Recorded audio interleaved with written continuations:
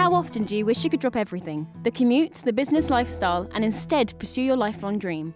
For the majority of people, dreams like this will forever go unanswered. Most of us just don't have the reckless abandon needed to go and chase a dream. I'm off to Portsmouth to meet a couple who did just that and cycled across the world in 2 years.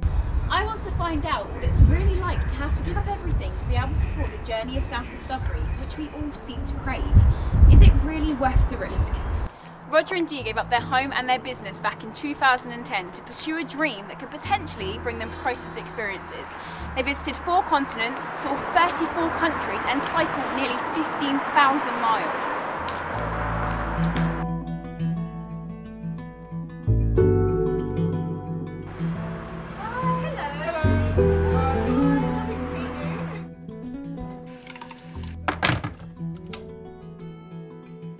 What were your initial thoughts when you first came back after such an epic journey? A real sense of achievement, but also joy that we'd come back to England and that we still loved England as much as we hoped we would. Every day we were getting up and we knew where we were bound for the next day, and we had a changing vista every day. And we had a purpose, From A to B. And it was cycling 30, 40, 50, 60 miles every day, whatever it was. So that's gone now, so there's no actual purpose at the moment. So, we're trying to get motivated to get jobs, but do we want, a professional job again, or are we happy to do a job, any job, just to get some money? And I think the latter is true at the moment. We just need some money in the door, and As the couple began to pedal their way around the globe, they kept a detailed blog documenting every step of their journey. Today, it serves as a happy reminder to everything they experienced together. We found it very tough because it was bitterly cold when we first started, but we just increased our distance day after day, so it didn't hit us too hard. No. Day 1, I think we did 17 miles and we were so exhausted. Enough, yeah. I think our longest day on the trip was, in miles, would be what, 70 miles? Yeah, about 70 miles. So 70, so, but our average probably was about 50.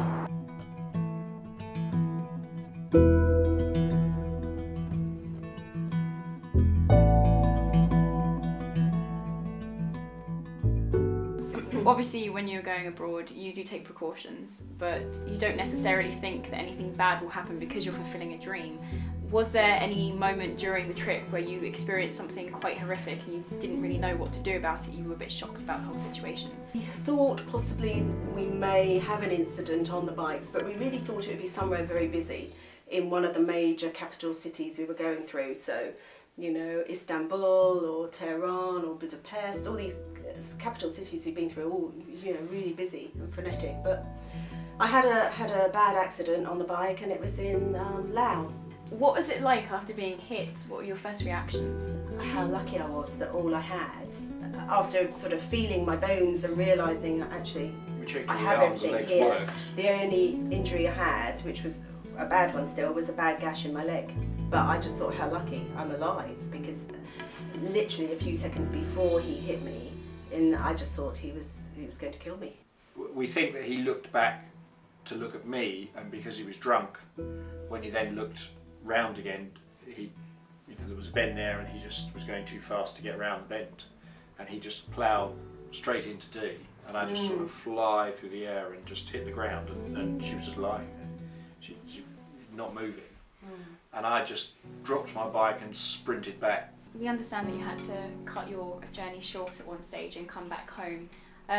Why was this, and what was it like having to come back after such a long time on the road? I got a phone call to say my dad was quite ill, and we didn't have time to get home. So yeah, Dad had passed away. So before we left, he had a quiet word with me in the garage, and he knew that he wasn't a well man, and he said to me, "You have to promise me that if anything happens, you won't cut your journey short."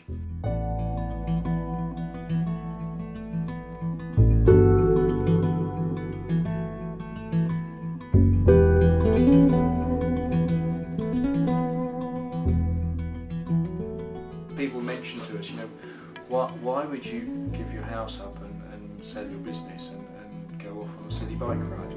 They just didn't get it. They just, for them, their life was 9 to 5, go to work Monday to Friday, or It was a I've got a week's routine. holiday, or I might go to Florida again because I've only been there 20 times.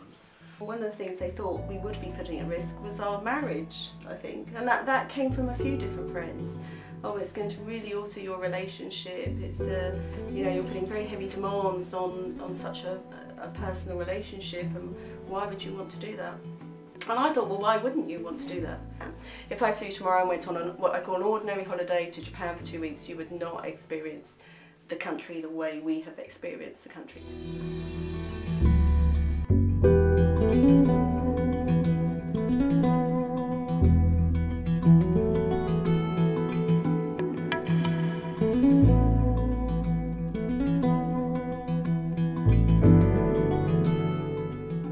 Would you do this trip again? Yes. Yes, yeah, it's been Yeah. amazing. What I would say is, what do you want to do with your one wild and precious life? Now you know all the elements to make the dream cycle, hopefully you can make an informed decision.